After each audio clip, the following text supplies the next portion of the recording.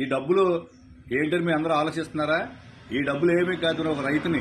నేను ధాన్యం అమ్ముకుని 24 గంటల్లో ఆ ధాన్యం లెక్క నా చేతికింది. ఆ డబ్బులే ఈ డబ్బులు.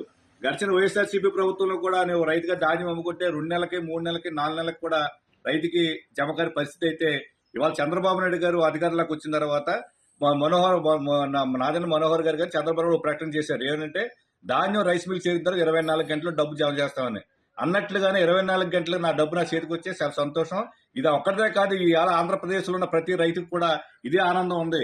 కలిసిన జగన్మోహన్ రెడ్డి ప్రభుత్వంలో అయితే సరిగా డబ్బులు అందక అప్పులు పాలైపోయే పరిస్థితులు ఉంటే ఇవాళ సకాలంలో డబ్బులు రావడం వల్ల మేము ఏదైతే వ్యవసాయ పెట్టుబడుల కోసం ప్రైవేట్ వ్యక్తుల నుంచి కానీ బ్యాంకుల నుంచి తెచ్చుకున్న అప్పుల్ని సకాలంలో తీసుకోవడం వల్ల మాకు ఎంతో వడ్డీ కలిసి వస్తుంది తెలియజేసుకుంటూ, ప్రతి రైతు కూడా ఆనందంగా ఉన్నారని తెలియజేసుకుంటూ ఇలా చంద్రబాబు నాయుడు గారికి, కూటమి ప్రభుత్వానికి మా ప్రత్యేక ధన్యవాదాలు తెలియజేసుకుంటున్నాం. ఈ డబ్బులు ఏంటని మీ అందరూ ఆలోచిస్తున్నారా?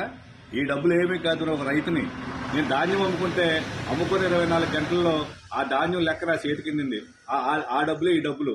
గడిచిన వైఎస్ఆర్సీపీ ప్రభుత్వంలో కూడా నేను రైతుగా ధాన్యం అమ్ముకుంటే 2 నెలలకి, 3 నెలలకి, 4 నెలలకు కూడా రైతుకి జమకాని పరిస్థితి అయితే ఇవాళ చంద్రబాబు నాయుడు గారు అధికారంలోకి వచ్చిన తర్వాత నాదెండ్ల మనోహర్ గారు చంద్రబాబు నాయుడు ప్రకటన చేశారు. ఏంటంటే ధాన్యం రైస్ మిల్ చేరిన 24 గంటలు డబ్బు జమ చేస్తామని. అన్నట్లుగానే 24 గంటలకు నా డబ్బు నా చేతికి వచ్చే చాలా సంతోషం.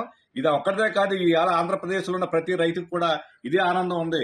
కలిసిన జగన్మోహన్ రెడ్డి ప్రభుత్వంలో అయితే సరిగా డబ్బులు అందక అప్పులు పాలైపోయే పరిస్థితులు ఉంటే ఇవాళ సకాలంలో డబ్బులు రావడం వల్ల మేము ఏదైతే వ్యవసాయ పెట్టుబడుల కోసం ప్రైవేట్ వ్యక్తుల నుంచి కానీ బ్యాంకుల నుంచి తెచ్చుకున్న అప్పుల్ని సకాలంలో తీసుకోవడం వల్ల మాకు ఎంతో వడ్డీ కలిసి వస్తుంది తెలియజేసుకుంటూ, ప్రతి రైతు కూడా ఆనందంగా ఉన్నారని తెలియజేసుకుంటూ ఇలా చంద్రబాబు నాయుడు గారికి, కూటమి ప్రభుత్వానికి మా ప్రత్యేక ధన్యవాదాలు తెలియజేసుకుంటున్నాం.